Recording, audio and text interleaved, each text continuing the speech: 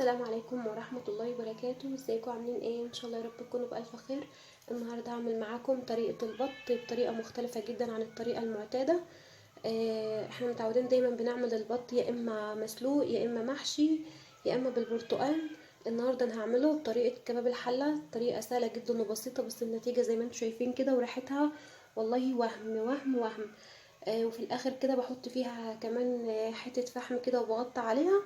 فمش عايزه اقول لكم بقى. بتمنى بقى الوصفه دي تعجبكم و... وما تنسوش لو الوصفه عجبتكم تحطوا لي لايك وتضغطوا لي وتفعلوا لي الجرس علشان كل ما انزل جديد يوصل لكم.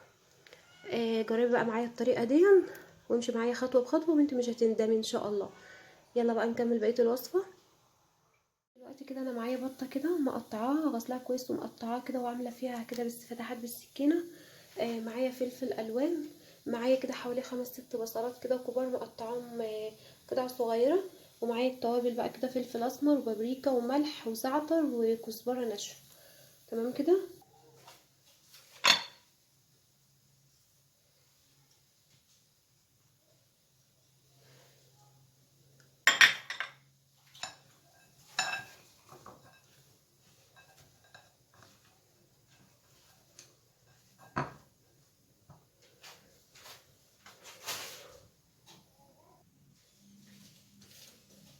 هحاول بقى كده ان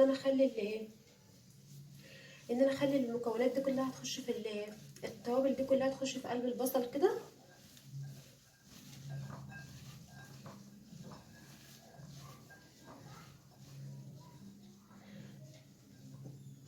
بعدين كده بقى معايا البايركس هين او اي صينيه يعني عادي.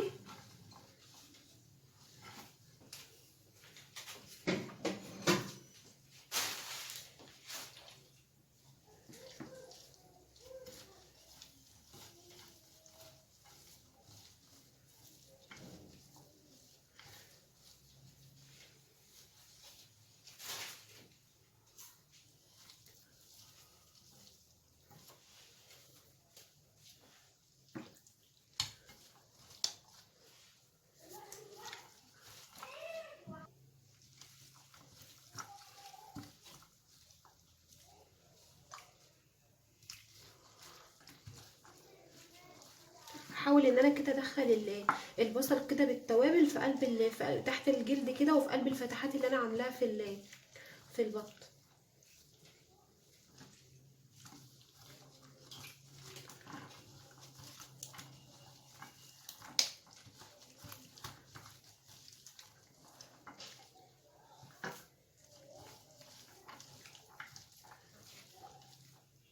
ده كده بقى منظر البط بعد ما انا تبلته كده في البصل والتوابل.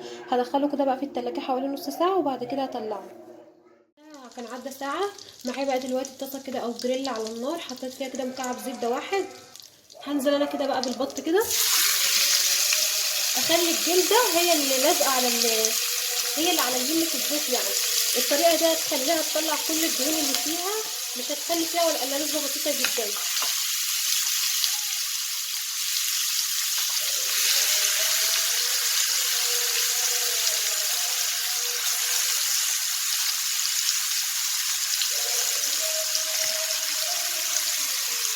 دلوقتي كده انا حطيت كل البط اهون. بس خليت الجلده هي اللي على الطاسه على طول. الطريقه دي بقى كده لما توطي عليه وتسيبيه كده حوالي ربع ساعه بيطلع كل الدهون اللي فيه خالص. يعني الدهون كلها اللي في قلبه بتخرج كده بالطريقه دي. فانت بقى تسيبيه كده لحد ما تاخد لون، وفي نفس الوقت بتدي لون حلو، وفي نفس الوقت بتطلع كل الدهون اللي في قلب البط. تمام كده. هسيبها 10 دقايق وارجع اقلبها معاكم. كده كان عدى 10 دقايق. نقلبها بقى كده.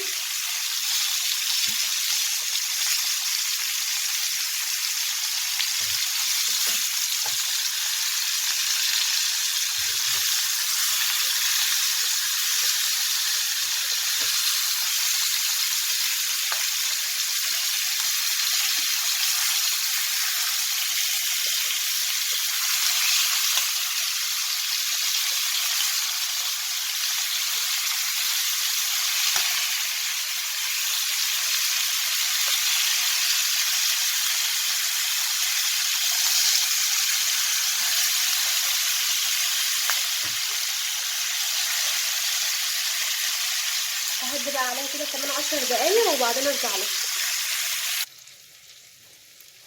كده كمان كان عدى كمان 10 دقايق عليها، طفيت عليها بقى كده. ده بقى البصل اللي انا كنت متبله فيه البط، في قلبه اللي هو الكركم والفلفل الاسمر والزعتر واللي هو الكزبره الناشفه. تمام كده. هنزل انا كده بقى عليه كده بالفلفل ده كده.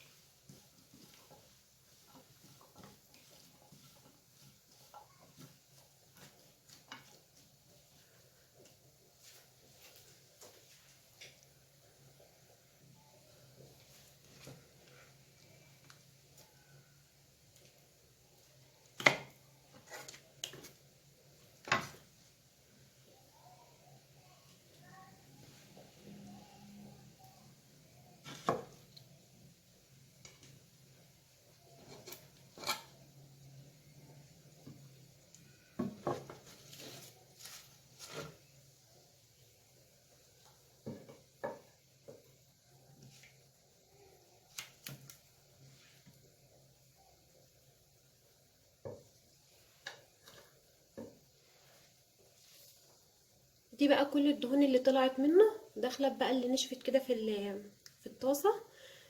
دي كل الكميه اللي كانت فيه يعني. فلما بيتعمل بقى بشوربه او كده فده كلها بتبقى في قلب الشوربه. انا دلوقتي بقى الحواجي اللي هي الجناحه والرقبه وبقيه البطه كده انا ما برميهاش، والقنصه والكبده انا عملت بيها ايه اللي هي المرقه اللي انا هسقي بيها البط ده عشان يكمل السوا يكمل السوا بتاعه فيها في الفرن. تمام كده.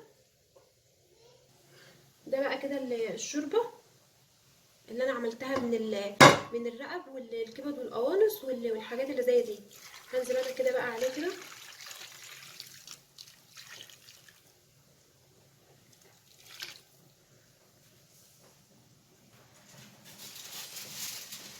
وتيجي كده بقى بورق الفويل كده عليه.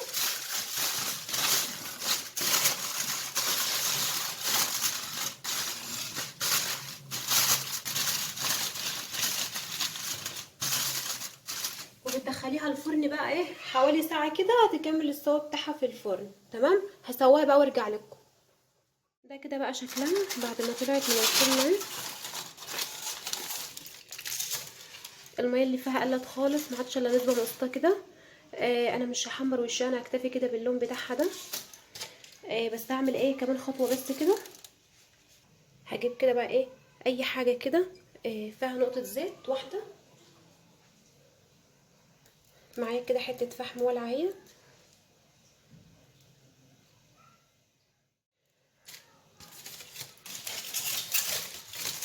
هحط انا بقى كده عليها تاني واسيبها كده ايه شويه كده حوالي 5 دقايق وخلاص.